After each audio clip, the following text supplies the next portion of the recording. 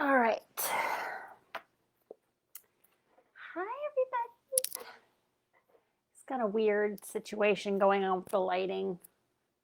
Okay.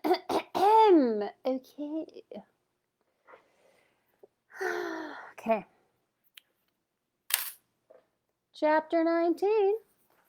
Dude, we're almost there. Look at this. Look at that. That's how much is left. Bam. There we go. All right. Katherine Sullivan. Keep in mind, I have no idea what I'm about to read. I just start reading.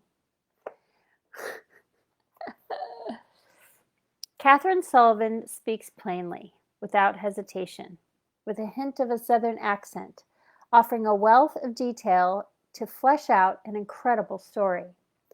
As she speaks, one cannot help but wonder if what she says is a particularly twisted brand of science fiction. But the ease with which the woman answers questions put to her and her sense of sincerity is compelling. Finally, one fears that she is telling the truth.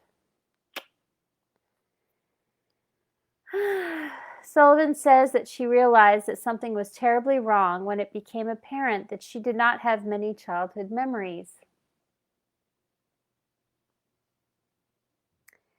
Born in 1955, it was only in 1990, the age of 35,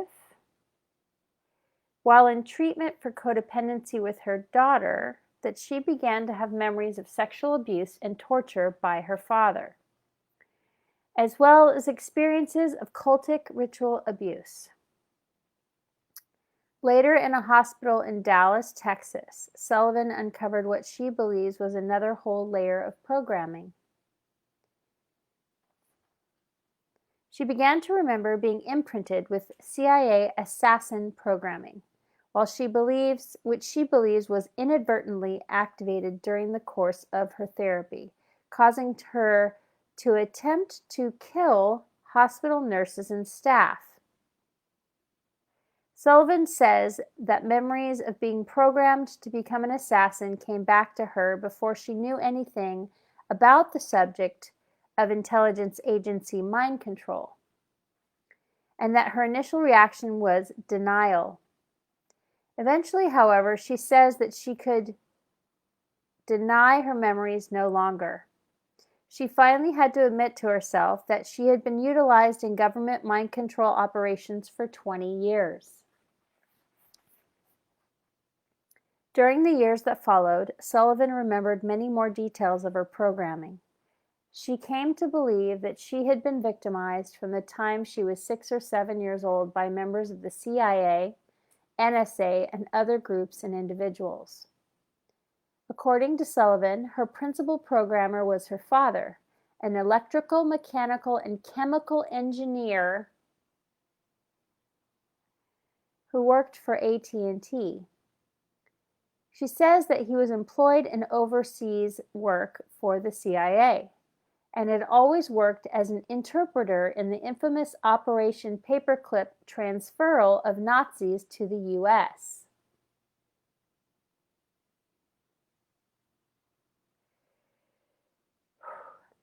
He was also, according to Sullivan, the head of a satanic coven in Reading, Pennsylvania. She believes that her father had been programmed as a child and that her mother was definitely a multiple. In other words, a person who had been programmed to have multiple personalities. Sullivan has said that 2 older male relatives from my childhood were also involved with Dad in criminal black activities that included ritual murders and orgies attended by invited guests, kitty pornographer, filmed bestiality, black marketing of dismembered parts, pickled in glass jars of formaldehyde, and more. Around my age 8, Dad began to force me to sit by myself on an altar each week, usually late on Friday nights. I would watch in horror and great grief as he and his criminal associates would murder and mutilate quite a few humans, from babies on up to adults. They would usually accuse the adult victims of having been traitors, which also conditioned me to believe that to talk is to die. I was forced to ingest small raw pieces of the murder victims' bodies, and was usually forced to eat excrement, drink urine, and drink human blood, often laced with powdered opium. On several occasions, I was also forced to ingest human brain matter. According to Sullivan, her father was a confidant of CIA super spook James Jesus Angleton, who also programmed her. Early on, she recalls she was offered as a piece of human chattel to the White House, usually referred to her by her programmers as 1600 Pennsylvania Avenue, but which was also called the Hub and Emerald City.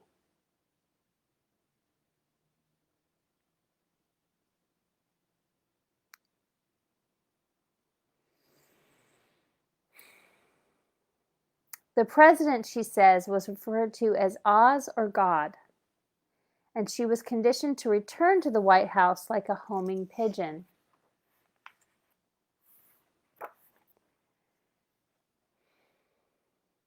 Another of her programmers was a mysterious Dr. Black, aka Dr. Schwartz, a tall man with curly black hair who spoke German fluently, and whose primary interest in research seemed to be the study of aspects of aggression. She calls Dr. Black a major figure in her childhood and remembers that his office was a black train car. Whether it actually traveled on railway tracks, she does not remember. Sullivan claims that one of her mind controllers was Henry Kissinger.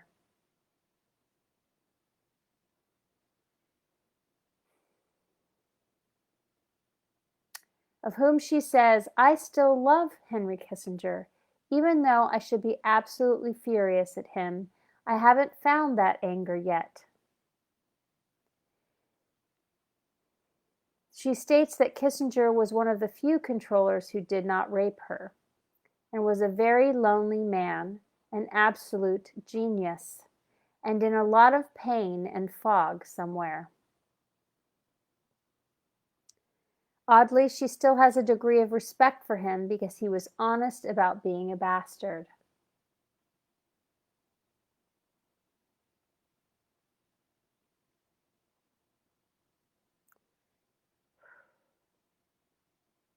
Sullivan believes that the Luciferians see the lower classes as cattle, and are determined to phase out what they consider to be inferior races. They are determined to create a one-world order where Luciferianism can be openly practiced, and where such activities as pedophilia and bestiality will be legalized.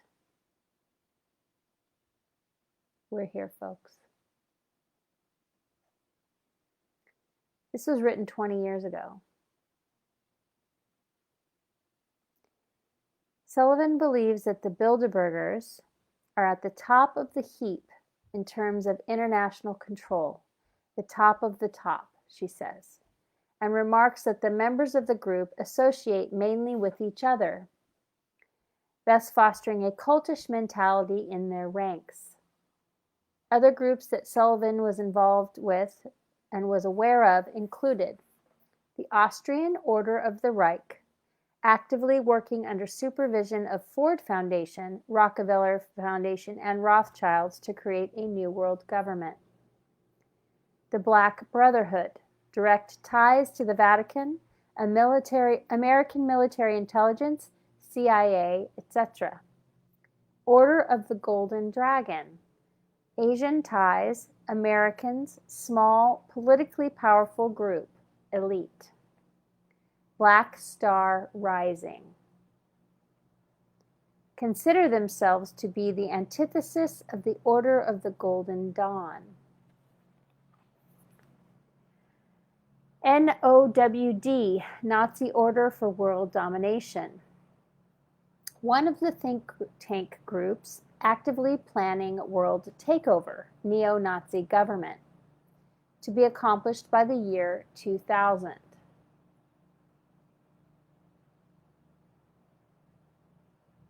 The plan, P-L-A-N, public or political liberation for all nations. Belief systems and plans based on Orwellian society presented in 1984. The organization. New, more streamlined, large radical terroristic neo-Nazi organization based in Alabama and Mississippi. Knights of the Golden Armor, an elite subgroup of the Black Brotherhood. The Code. Organization comprised of top worldwide New Age and occultic channelers. Society of the Inner Light, metaphysical mystical group, one of 5 main Illuminati families. Western Mysteries, occultic organization, also one of the 5 main Illuminati families. BNO, Brave New Ones / Order, group of the newer generation of politically active Illuminati members. Newer, more radical beliefs and plans to create a worldwide Orwellian society. Wolfen, neo-Nazi secret underground organization. Hitler, their idol, based in West Germany, at least partly. Militaristic, use semi-automatic weapons, practice paramilitary takeover of various countries, war games. Thornless Rose, more local Satanist criminal cult practicing in the Southwest. The Brotherhood of the Hand, last known to be headquartered in Louisiana, local criminal occultic group. AOR, or in Italy AORI, standing for Austrian Order of the Reich. The purpose of the company was to bring world leaders to facilities where they were taught to increase theta brainwave activity. Once there, they would be recruited to a Nazi one-world orientation.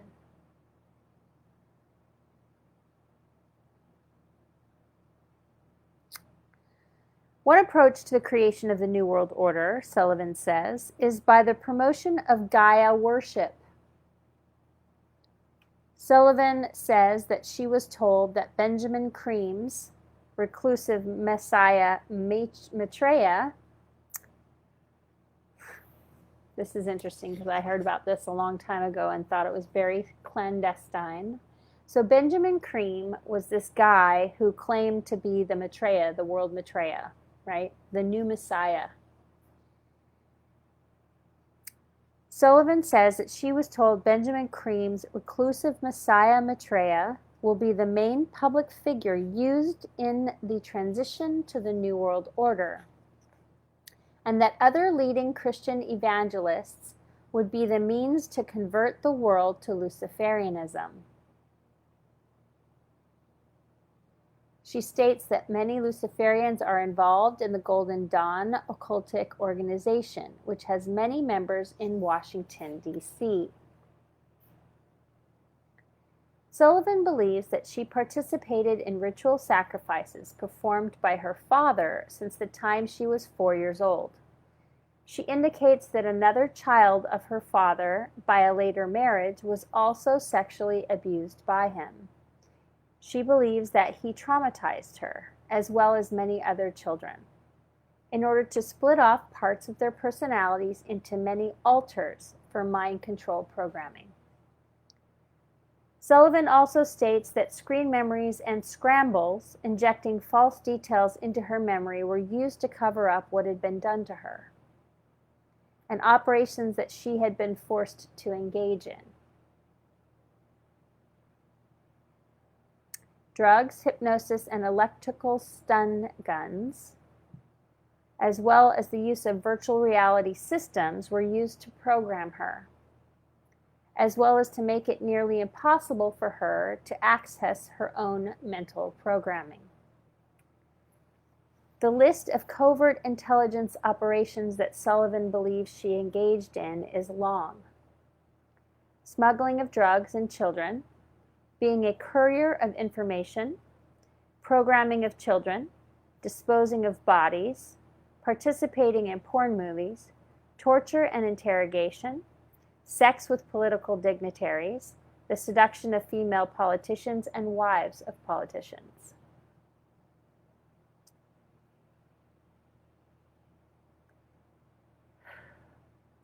When employed as a bodyguard, she was called Plain Jane and dressed in a brown jacket and skirt. She believes her usefulness as a bodyguard was because she was not an identifiable employee of any agency. She was also utilized for assassinations and remembers putting a poisonous substance in the lemonade of a cult of young people, perhaps in a foreign country. Another assassination technique was scratching people through their clothes with a pin that stuck out of her purse. The pin was coated with a fast-acting poison. Sullivan, by my 18th birthday, my assassin/ops training was complete. I was introduced to other members of what I was told was Illuminati. I was then made to join a religious mind-controlled cult. During a 3.5-year stint, my previous programming was overlaid by the religious God submission spiritual realm programming. My basic personality was further split into 2 almost completely separated parts. Because I had also been extensively sexually abused by one female relative in particular during my childhood. A number of split-off parts of my personality had been further conditioned to sexually service females. This was another business bonus for my father and other owners. I was occasionally assigned to service wives of politicians, both locally and otherwise. To the best of my recollection, most, if not all of them, were members of a secret pagan organization. Although a number of lesser gods and goddesses were mentioned in their rituals, the main god was known to me as Ra.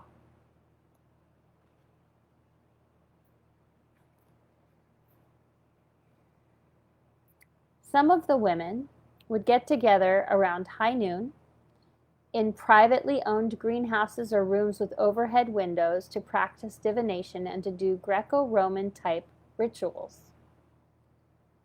They would dress in distinctive garments and would drink a clear gelled liquid containing what seemed to be tiny yellow flecks that seemed to sparkle when a clear glass container of the liquid was held up to direct sunlight. The women called the odd, clear liquid the elixir of life. Approximately 2 years ago, while skimming through Tex Marr's book of the New Age cults and religions for verification concerning these memories, I discovered the true ingredient of the elixir of life: human semen.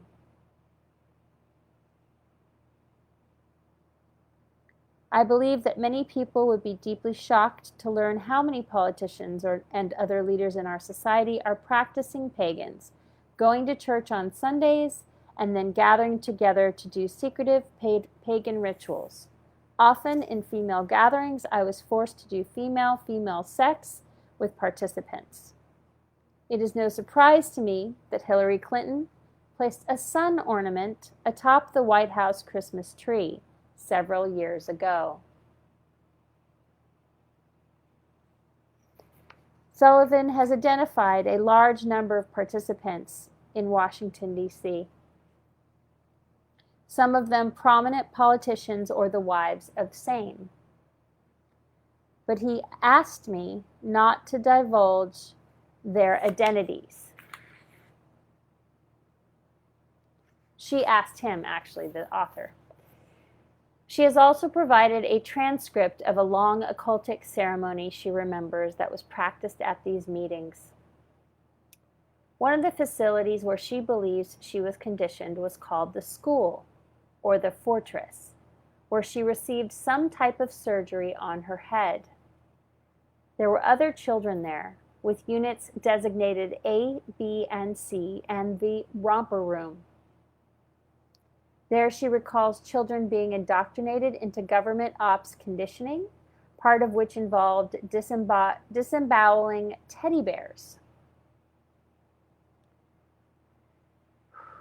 Another facility she recalls was in Reading, Pennsylvania, where there was a building with large theatrical stages. She remembers being there at the age of 8 and remembers being forced to kill men who were dressed like street bums.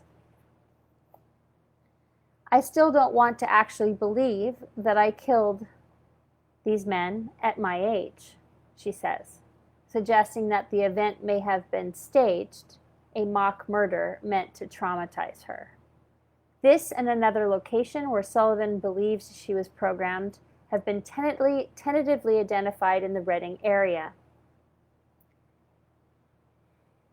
Another programming location was Coffeesville, Maryland. She was taken from public school to a facility consisting of several trailers and pavilions. There she was given chameleon training and shown how to behave around dignitaries. According to Sullivan, she was programmed by NASA personnel at various locations, including Huntsville, Alabama, Houston, Texas, Cape Canaveral, Florida, and Goddard Air Force Base outside of Washington, D.C. At Goddard, she says that the programmers dressed in Star Trek uniforms in order to confuse and discredit the memories of those they programmed, as a scramble for their memory. She believes that at Goddard she was hooked up to a helmet that was linked to a computer system, apparently some kind of virtual reality system. Since when she closed her eyes, images would flash in front of her face. Sullivan describes alleged NASA conditioning called Father Time training, which involved real or imaginary dimensional travel. Sullivan says that NASA specialized in time folding and going back in time, at least in our minds. The children involved in these programs read Madeleine L'Engle's juvenile science fiction books, including A Wrinkle in Time, about dimensional traveling children. Sullivan believes that NASA is trying to find ways to explore alternate dimensions and that this kind of programming really messed up my head.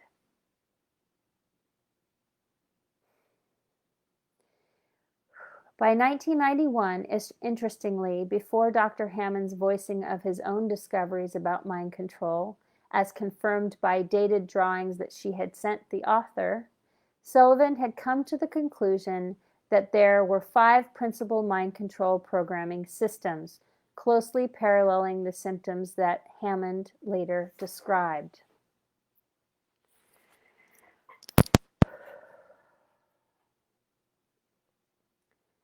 Another form of verification that is important to me, she states, is that I was remembering and diagramming my programming, alpha, beta, delta, theta, and omicron, back in the summer of 1991.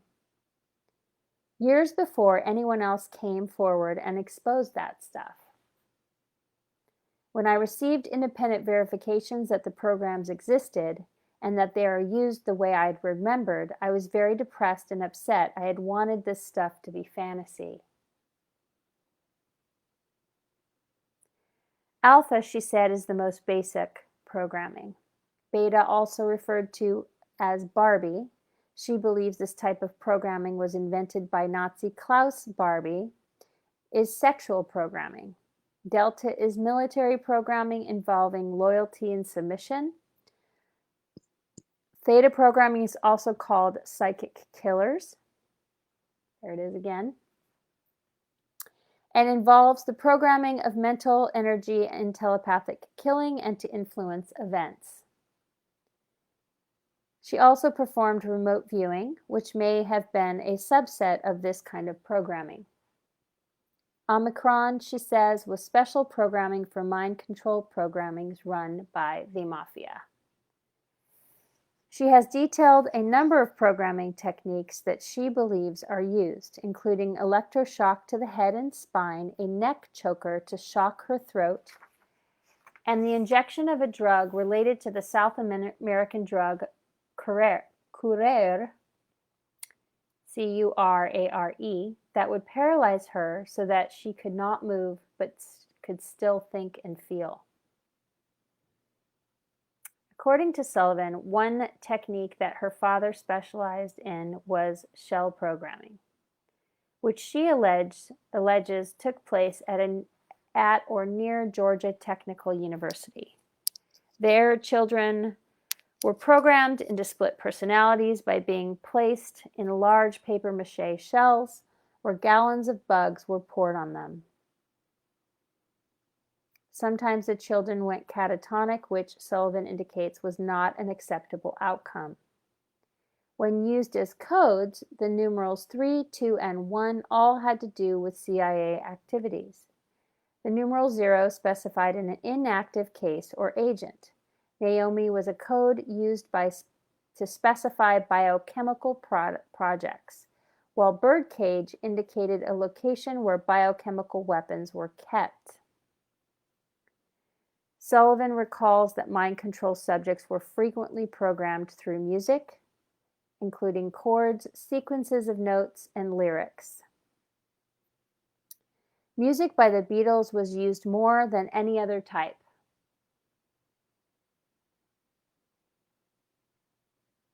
But also Pink Floyd, used in NASA time programming, and The Who, especially portions of the rock opera Tommy. Movies were also used as programming devices, with the most common being The Wizard of Oz and Disney's Alice in Wonderland. Some of the designations for projects that she remembers participating in or was aware of were C-Base or C-Base, Goldilocks, Massacre, Sandstone, Royal India, Dot Purple or Deep Purple, Larkspur, Chronic Headache, Marigold, Z-Bomb, Top Hat, Messiah, Overlord, Fire and Ice, Delta Blue, Deep Blue, Blowfish. Code Failsafe was a system for creating amnesia in mind control victims. One computer system was referred to as Brandon. Gold Star Operations Systems and Mongoose were supposedly a brainchild of George Bush. The Link is apparently a liaison operation between NSA and NASA. Centipede is an information compartmentalization system in the CIA and National Security Agency. A mind control program that created an entire fantasy world in a person's mind was called Heaven's Gate. Mensa, not connected to the organization of the same title, was a program for using genius IQ. Mensa, not connected to the organization of the same title, was a program used for using genius IQ mind control victims in think tanks. Pax Romana and The Plan were Aryan-related code names. Project Armageddon had to do with war games and preparation for World War III, with the Keys of Solomon providing code information for the Armageddon scenario. According to Sullivan, the CIA and the KGB have been working together for many years,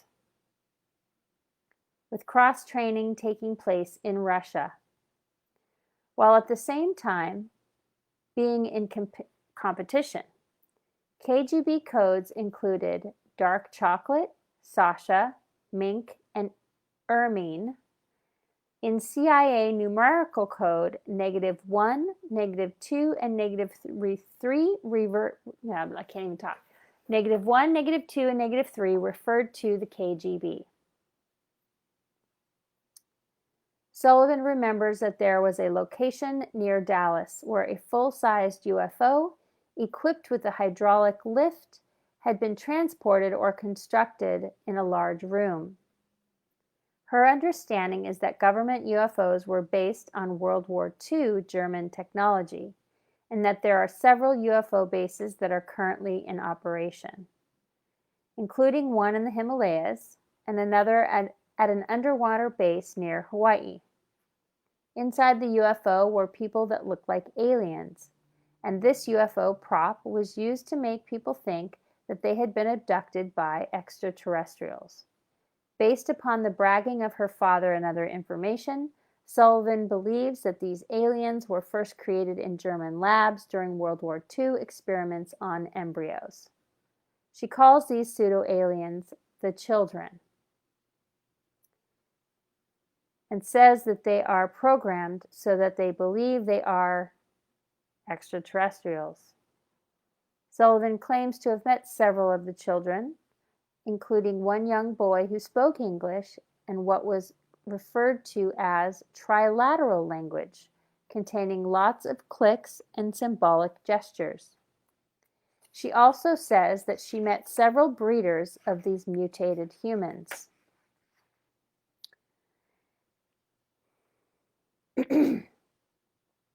And that one distinguishing characteristic is that some wear a bird's nest haircut, shaved partway around the top of their head.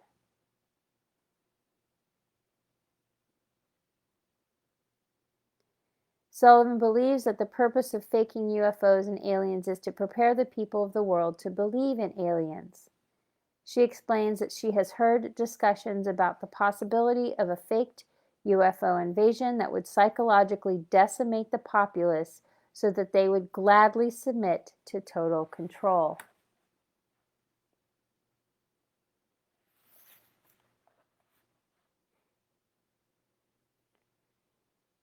According to Sullivan, she heard other possible plans for initiating the New World Order, including using Christian evangelists to push belief in the tribulation or last days of the earth. Sullivan says that she was led to believe that AIDS was created specifically to key into belief in the biblical revelations. Another possibility that was talked about was the assassination of a president, providing the opportunity for FEMA to take over the country and to institute totalitarian control. Evaluating Sullivan's statements, her description of some aspects of the New World Order sound too reminiscent of the stock and trade of conspiracy literature. This suggests contamination of her story by reading the work of others. In fact, Sullivan at one point mentioned that she had read something by radio evangelist and conspiracy author Tex Mars. It does not, however, disprove that she is a victim of mind control. In terms of physical evidence, Sullivan has said in correspondence with the author, "I have little round white stun gun marks all over my forearms and on other parts of my arms and legs. There might be some on other parts of my body too, but I can't see them." An investigator police officer in Atlanta verified without my saying what I knew they were, that they are stun gun marks. I have a discoloration on the left side of my head, eyelashes, eyebrow, from where Dad used to make a blank gun go off. I don't have much physical evidence, but every 10 years or so, my then current handler would make me literally throw or give away everything I owned, right down to my bed sheets and all my jewelry, and start from scratch again. I guess that was their way of making sure I wasn't holding on to any evidence. Another form of verification offered by Sullivan to the author is a lengthy series of lecture notes that her father used for what was apparently a psychological self-help class that he taught. What these notes show is a wide-ranging familiarity with psychological and philosophical teachings, with several interesting emphases. He mentions the use of chemotherapy, surgery, and shock therapy in psychiatry, the work of Dr. Jose Delgado, as well as ancient sacrifices of children. He also references Russia's mental reconditioning and TV flash techniques and editing. Obviously, her father was not completely unaware of mind control techniques. Sullivan has also provided a photocopy of a letter from a district attorney in Georgia. I respect her desire for me to not be more specific than that confirms that her father was arrested for sexually molesting her half-brother. In the letter, the DA states, "I feel we would have been successful at trial because the evidence against him was overwhelming, and also because he had made some admissions to the charge. Before he could go to trial, her father committed suicide."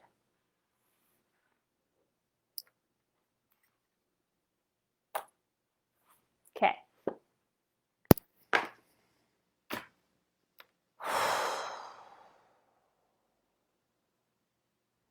That chapter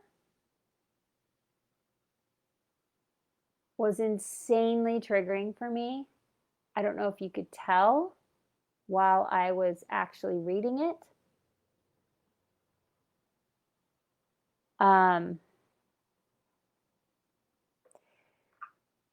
There are several things mentioned in that chapter that completely and utterly corroborate with my own personal story.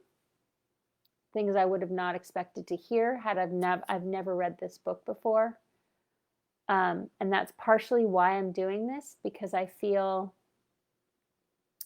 compelled to read literature and information that is random, to see the patterns and to see, here, I'm going to take these off, to see the patterns and to see how the patterns line up with my own personal experience. I will say that several people that were mentioned in that chapter, I have direct experience with. Some of those programs are directly something that I experienced and went through myself. For example, screen memories that were placed in front of my real memories so that I wouldn't remember what I'd been through. Certain CIA mind control techniques and programs that they listed there. Certain people that are famous and hold a position in the world or have held a position in the world for a very long time. I have direct experience with some of those people. This is how I know for me that it's true, because I'm reading a random book, okay? Totally random. And her story is very similar to mine in many ways. She mentioned some of the programs I was in.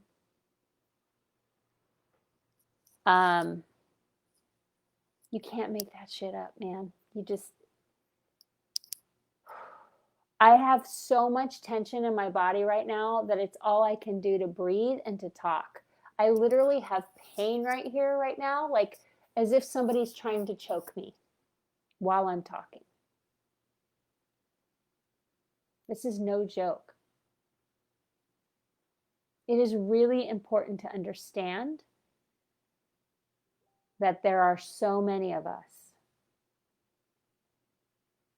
And now this mind control has been administered on the population. So even if we thought people were crazy before for what they had gone through, and they were targeted individuals, and people thought they were nuts for thinking that people were actually harassing them or chasing them down on the street, those days are over. Those days are over. We are all targeted individuals now. Hi. Right? So that doesn't make us a victim, though, which is important to understand. They are attempting to victimize us. Whether or not we choose to release our sovereignty and give power to that is our choice. But they're already using, it is clear they are using mind control techniques to administer these waves, of violence in these people that are acting out right now. There's no question in my mind that that's what's happening. I'm watching it happen in my own city where I live. Is there anything I can do about it? Maybe. Maybe not. Because I believe at this point, it is up to each individual to make a personal choice. And that's going to be tough for some people right now. But for those that are nonviolent and are choosing not to get actively physically involved in the riots and the drama, those of us that can make choices for ourselves need to do so now. Because what's coming, we're not even close to finished with this yet. They're going to attempt food shortage. They're going to attempt to wipe out at least 80 to 90% of the population. That is their plan. And I'm not saying this to scare you. I'm saying to you because we're in the middle of it. Okay? I could have said this years ago. I could have easily said this years ago, and I didn't. I chose not to. Now I'm saying it. Stock up on your food.